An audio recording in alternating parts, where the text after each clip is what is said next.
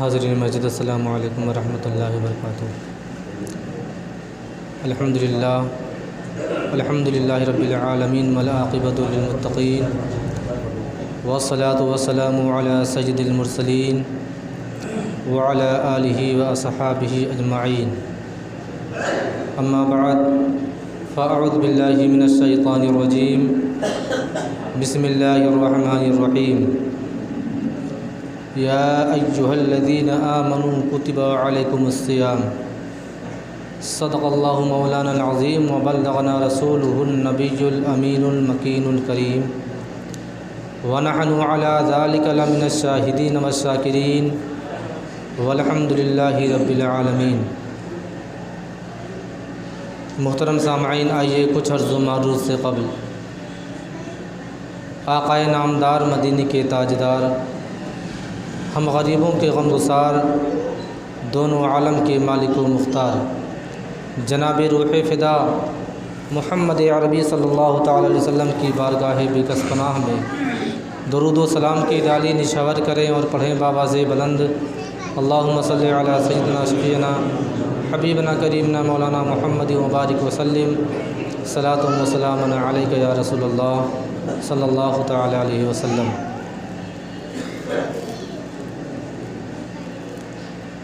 اللہ رب العزت قرآن مجید میں ارشاد فرماتا ہے، یا ایہا الذین آمنوا کتب علیکم الصیام،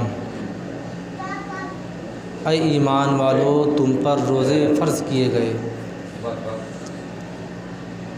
محترم سامعین، آیت مقدسہ کی تفسیر، اس کا خلاصہ بہت طویل، بہت عریض ہے۔ سب سے پہلے تو جان لینا چاہیے کہ اس رمضان المبارک کا یہ پہلا جمعہ، پہلا عشرہ ہے۔ اللہ رب العزت اپنے بندوں پر کتنا مہربان، کتنا کریم ہے کہ خود اللہ تبارک و تعالیٰ کا فرمان ہے کہ اگر مجھے اپنے بندوں کی بخشش نہ کرنی ہوتی تو میں انہیں رمضان جیسا مقدس، متبرک، مبارک مہینہ عطا ہی نہیں کرتا۔ اب غور کرنے کی بات یہ ہے کہ اللہ تبارک و تعالیٰ اپنے بندوں کی بخشش کے بہانے تلاش کرتا ہے۔ رب تبارک و تعالیٰ اپنے بندوں کو جنت میں لے جانے کے بہانے تلاش کرتا ہے۔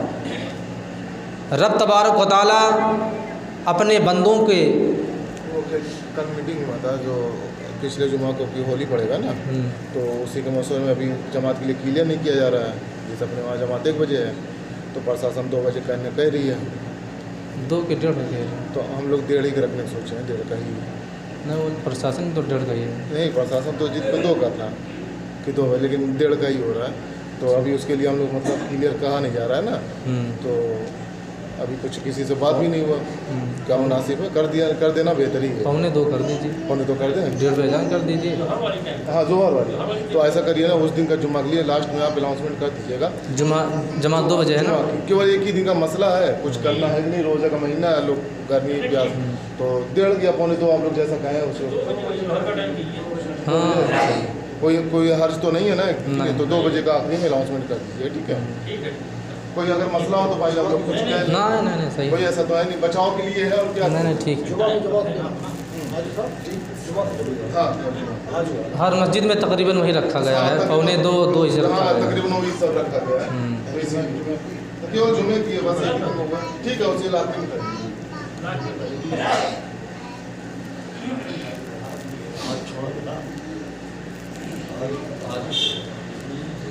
درود شریف پڑھ لیں۔ اللہم صلی علی سیدنا شفیعنا حبیبنا کریمنا مولانا محمد مبارک وسلم، صلاۃ و سلام علیک یا رسول اللہ صلی اللہ تعالی علیہ وسلم۔ محترم سامعین، اللہ تبارک و تعالی نے روزے فرض کیے تو صرف اور صرف اپنے بندوں پر مہربان ہونے کی وجہ سے. کچھ لوگ سوچتے ہیں کہ روزے میں بھوکا رہا جاتا ہے، اتنے گھنٹے تک بھوک اور پیاس کی شدت برداشت کرنی پڑتی ہے. یہ وہ لوگ سوچتے ہیں جنہیں اپنے مذہب سے، اپنے دھرم سے اور اپنے اللہ سے پیار محبت عقیدت نہیں ہوتی ہے. کیونکہ ہر وہ بندہ ہمیشہ کوشش کرتا ہے کہ اللہ تبارک و تعالیٰ کی ہم زیادہ سے زیادہ عبادت کریں، زیادہ سے زیادہ نیکیاں کریں. اکثر سوچتے ہیں بندے، تو اللہ تبارک و تعالیٰ بھی اپنے بندوں پر مہربان ہو کر کے رمضان جیسا مقدس مہینہ عطا کیا. ہمارے اسلاف کا طریقہ کیا تھا میں آپ کو بتا دوں. ہمارے بزرگان دین اسلاف کرام جو اللہ تبارک و تعالیٰ کے محبوب بندے ہوتے تھے، ان کی سوچ کیا ہوتی تھی کہ وہ رمضان المبارک کے 6 مہینہ پہلے سے اللہ تبارک و تعالیٰ کی بارگاہ میں گڑ گڑا کے دعا کرتے تھے، اے رب کریم، اے پاک پروردگار، اس سال جو رمضان المبارک کا مہینہ آنے والا ہے ہمارے مقدر میں لکھ دے، ہمارے نصیب میں لکھ دے. 6 مہینہ پہلے، رمضان المبارک کے آنے سے 6 مہینہ پہلے لگاتار 6 مہینے تک دعا کرتے تھے. کون؟ وہ جو اللہ تبارک و تعالیٰ کی بارگاہ میں محبوب بندے ہوتے تھے. ہم تو ہمارا شمار پتہ نہیں کہاں ہوگا، نہ جانے کس کونے میں ہمارا شمار ہو. جو محبوب بندے ہوتے تھے ان کا یہ حال تھا. تو ہمارا تو حال یہ ہونا چاہیے کہ ہم پورے سال دعا کریں، رب تبارک و تعالیٰ ہمیں اگلا رمضان بھی نصیب فرما. وہ اللہ کے محبوب بندے تھے. ہمارے اسلاف، ہمارے بزرگان دین کا طور طریقہ تھا کہ رمضان المبارک سے 6 مہینہ پہلے ہی دعا کیا کرتے تھے. اور جب رمضان آتا تھا تو ایسی عبادت و ریاضت کرتے تھے کہ پورے سال تو ویسے تہجد قضا نہیں ہوتی تھی ان کی. رمضان المبارک میں ایسا لگتا تھا کہ بس یہ اللہ کے ہیں اور اللہ ان کا ہے. بس ہر وقت عبادت و ریاضت میں لگے رہتے تھے.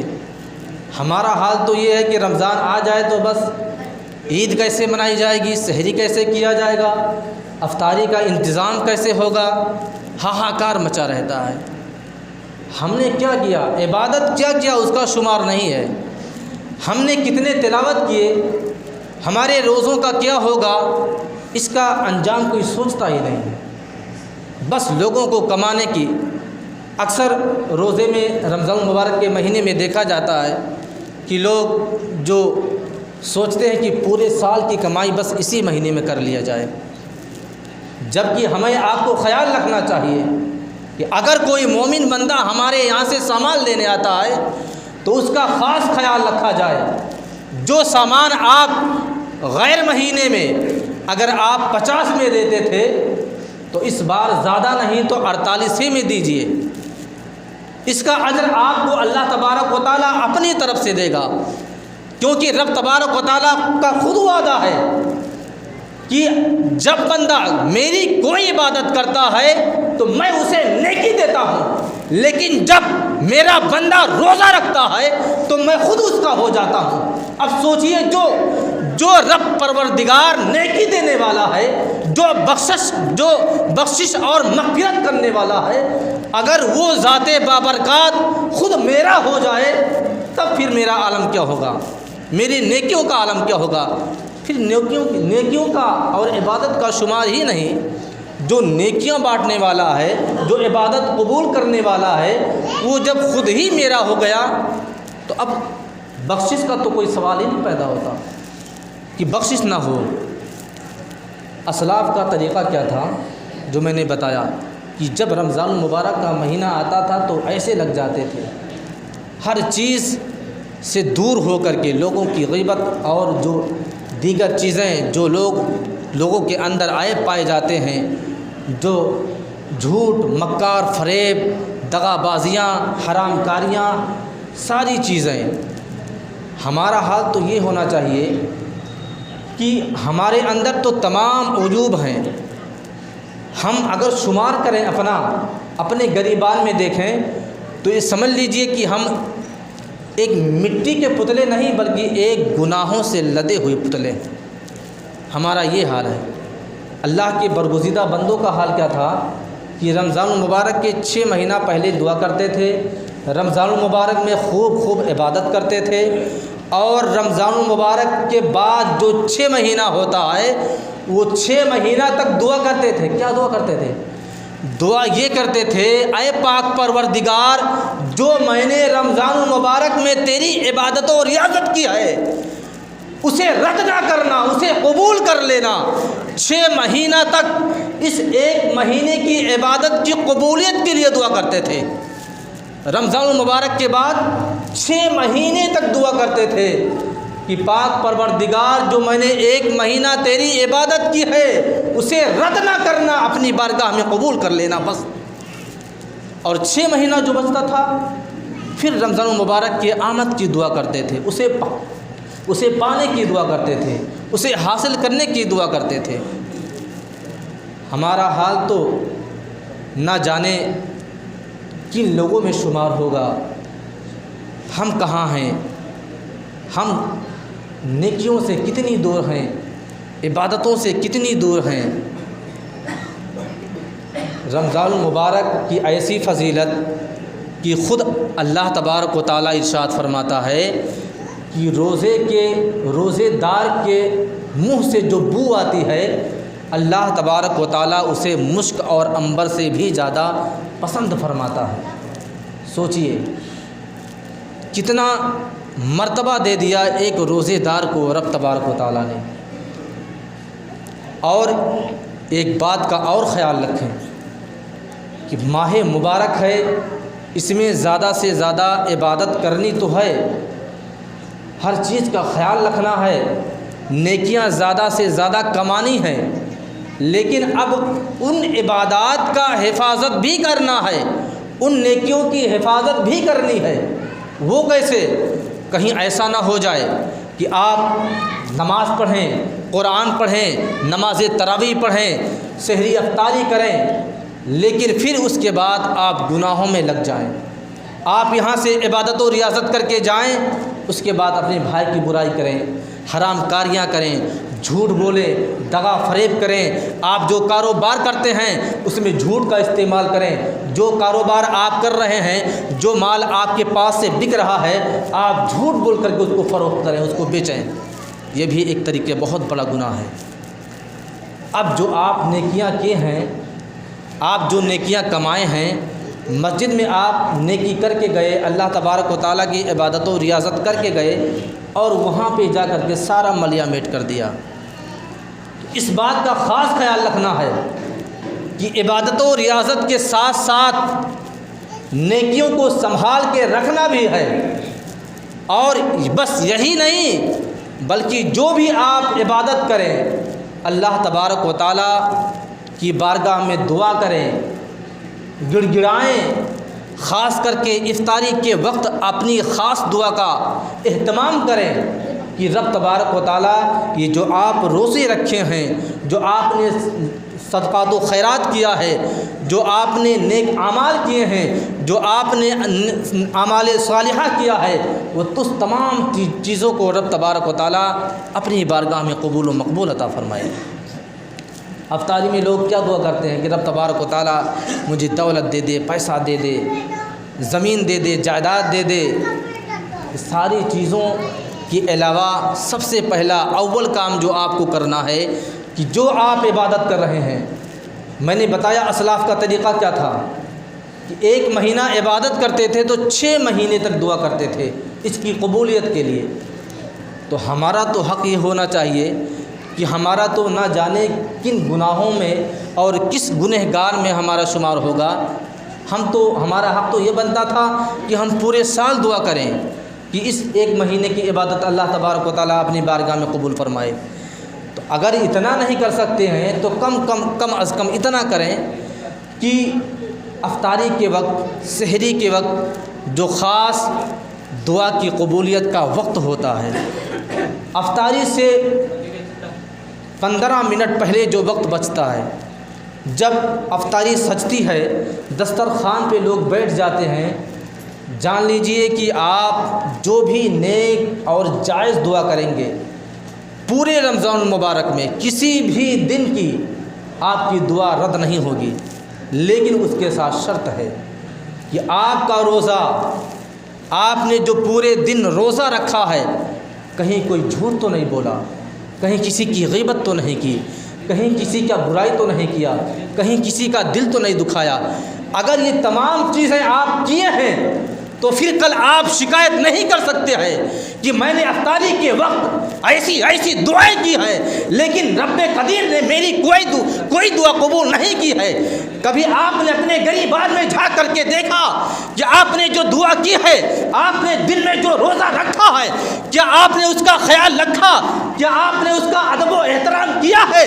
اگر ان تمام چیزیں آپ کے اندر تھی، اگر آپ نے اس کا احترام کیا ہے، اگر آپ نے اس کو جس طرح روزہ رکھنے کا حق ہے اس طرح آپ نے کیا ہے، پھر آپ جان لیجئے کہ آپ کی کوئی دعا رد نہیں کی جائے گی۔ رب قدیر آپ کی تمام دعاؤں کو قبول فرمائے گا۔ آپ جو اپنے لیے جو دعا کریں گے وہ بھی قبول کرے گا، جو دوسروں کے لیے کریں گے اس کو بھی قبول فرمائے گا۔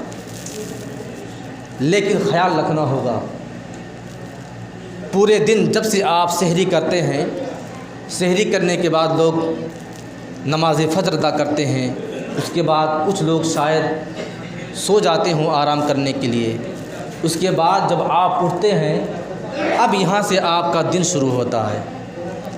اب یہاں آپ کو بہت خیال رکھنا ہے، بڑا سنبھال کے قدم اٹھانا ہے۔ میں روزے کی حالت میں ہوں، اس کا خاص خیال رکھنا ہے۔ کہیں مجھ سے کوئی غلطی تو نہیں ہو رہی ہے، کہیں کسی کا دل تو نہیں دکھایا جا رہا ہے، کہیں کسی کا مال تو نہیں ہڑپ رہا ہوں۔ ہر چیز کا خیال آپ کو افطاری تک رکھنی ہے۔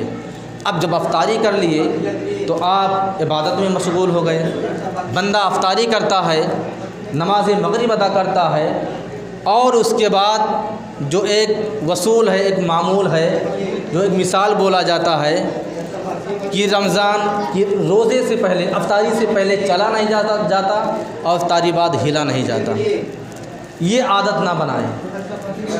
یہ مثال اس وجہ سے ہے کہ لوگ دیکھا جاتا ہے کہ افطاری میں اتنا زیادہ افطار کر لیتے ہیں، اتنا زیادہ کھا لیتے ہیں کہ ہلنا چلنا دوبھر ہو جاتا ہے۔ لوگ سوچتے ہیں پورا دن میں بھوکا تھا تو افطاری زیادہ کر لوں، اور سحری اس وجہ سے زیادہ کر لیتے ہیں کہ پورا دن بھوکا رہنا ہے، اس وجہ سے زیادہ سحری کر لی جائے۔ افطاری میں زیادہ اس وجہ سے کھا لیتے ہیں کہ پورا دن میں بھوکا تھا تو زیادہ کھا لوں۔ یہ خیال نہیں۔ کھانے کا نام رمضان نہیں ہے، کھانے کا نام روزہ نہیں ہے، بلکہ آپ کو بھوک کی شدت محسوس ہونی چاہیے۔ کچھ لوگ سحری میں اتنا زیادہ پانی پی لیں گے کہ بدہضمی ہو جاتی ہے۔ سحری میں اتنا زیادہ کہ پورا دن پانی نہیں پینا ہے تو پانی کا پورا وہ بھی کرنا ہے بدن کے لیے، ایسا نہیں ہے۔ آپ کو جتنی بھوک، جتنی پیاس محسوس ہوگی، اللہ تبارک و تعالیٰ آپ کے روزوں کو اتنی زیادہ جلدی آپ کے روزوں کو قبول فرمائے گا۔ اور روزہ نام ہی اسی چیز کا ہے کہ بھوک اور پیاس کا احساس دلائے۔ اب ٹھنڈی چل رہی تو نہیں احساس ہو رہا پیاس کا، گرمیوں میں احساس ہوتا تھا، لیکن ٹھنڈی میں بھی آپ اپنی ایسی حالت بنا کے رکھیں۔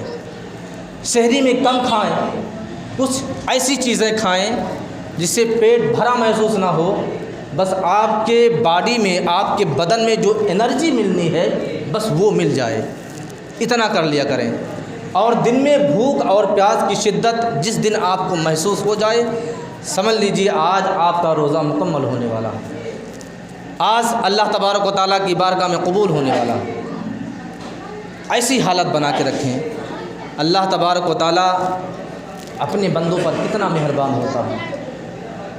افطاری سحری میں انسان جو پورے سال نہیں کھائے رہتا ہے، افطاری میں اللہ تبارک و تعالیٰ اسے عطا کر دیتا ہے۔ رمضان کا ایسا مہینہ کہ ہر ساعت میں اللہ تبارک و تعالیٰ لاکھوں کروڑوں لوگوں کی بخشش کرتا ہے۔ کس کی بخشش؟ جن پر جہنم واجب ہو چکی ہوتی ہے ان کی بخشش کرتا ہے۔ جن پر جہنم واجب ہو چکی ہوتی ہے ان کی بخشش کرتا ہے۔ اور جو روزے دار ہے اس کی ہر لمحے کو اللہ تبارک و تعالیٰ دعاؤں کو اپنی بارگاہ میں قبول کرتا ہے۔ افطاری اور سحری کا تو ایک خاص خیال رکھا جاتا ہے کہ اس میں تو دعا قبول ہونی ہی ہونی ہے، اسی میں رد نہیں ہونی ہے۔ ظہر عصر مغرب میں جو آپ دعا قبول کریں گے اللہ تبارک و تعالیٰ قبول تو اس کو بھی فرمائے گا، لیکن افطاری میں جو دعا ہوتی ہے بندے کو بھی پورا 100% بھروسہ ہوتا ہے کہ میں جو دعا کر رہا ہوں اللہ تبارک و تعالیٰ قبول فرمائے گا، اور یقیناً قبول بھی فرماتا ہے۔ اللہ تبارک و تعالیٰ جب اپنے بندوں کی بخشش کے لیے رمضان جیسا مہینہ دے سکتا ہے تو پھر اس کی قبولیت کے لیے اس کی دعا کو قبول کرنے کے لیے رب تبارک و تعالیٰ کیا اتنا نہیں کرے گا؟ بالکل کرے گا۔ بس ہمیں خیال رکھنا ہے کہ رمضان کے مہینے میں کسی کو تکلیف نہیں پہنچانی ہے، کسی کو دکھ نہیں دینا ہے۔ صدقہ خیرات جو اللہ تبارک و تعالیٰ کی بارگاہ میں دینا ہے اس کو لوگوں کو دکھاوا نہیں کرنا ہے، بلکہ اللہ تبارک و تعالیٰ نے آپ کو جس حیثیت کے لائق بنایا ہے آپ اس اعتبار سے صدقہ خیرات کریں اور زیادہ سے زیادہ اعمال صالحہ کریں، زیادہ سے زیادہ اللہ تبارک و تعالیٰ کی عبادت و ریاضت کریں۔ ایک بات کا اور آپ خاص خیال رکھیں جو میں بتانے جا رہا ہوں کہ آپ تمامی حضرات روز آنا سحری میں ضرور سے ضرور اٹھتے ہوں گے، بس آپ کو ایک چیز کا اہتمام کرنا ہے، آپ پورے سال تہجد کی نماز نہیں پڑھتے۔ اب اللہ تبارک و تعالیٰ نے ایسا معمول بنایا ہے کہ آپ سحری کے لیے اٹھ ہی رہے ہیں، وہی تہجد کا وقت ہوتا ہے۔ جتنے دیر سحری کا وقت ہے اتنے دیر تہجد کا وقت بھی ہے۔ جب سحری ختم تہجد کا وقت ختم۔ آپ کے لیے سب سے بہتر انمول تحفہ میں آپ کو دے رہا ہوں کہ آپ جب سحری کے لیے اٹھیں، نماز فجر کے لیے تو ویسے بھی وضو بنانا رہتا ہے، پہلے وضو بنا لیں۔ ہم کہہ رہے ہیں کہ زیادہ سے زیادہ تہجد کی جو رکعتیں ہیں 12 رکعت ہیں، آپ کم سے کم پڑھیں، 2 رکعت کم سے کم پڑھ لیا کریں۔ تہجد کی نماز روزانہ آپ سحری میں جب اٹھیں تو آپ منہ دھونے جاتے ہیں اسی طرح وضو بنا لیں، وضو بنا کے آئیں، پہلے 2 رکعت یا اگر آپ سے اور ہو سکتا ہے تو اور پھر رکعتیں بڑھا لیں۔